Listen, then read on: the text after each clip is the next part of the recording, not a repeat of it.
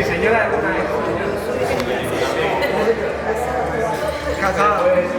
Hoy nós estamos celebrando turnos nominados no dia para o meu quartal. Dia amanhã nós decidimos fazer lunch especial para nós, para assim nós por agradecer personalmente junto com o time de direção e management.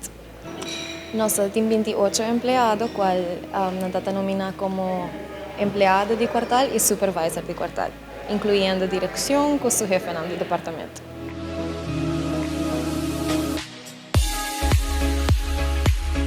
Tem Edward Trump, qual é o nosso ganador de empregado de primeiro quartal.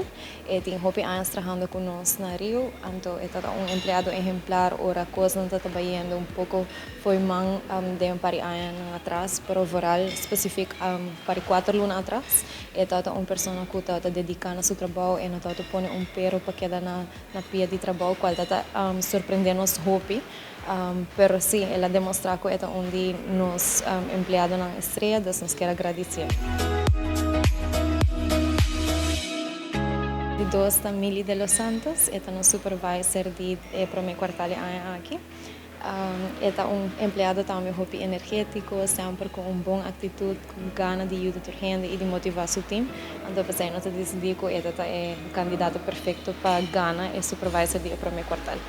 Espero que não diz trabalho bom, mas sempre inspire seus teammates e sempre ajuda o chefe também do departamento para ir para o trabalho para adiante.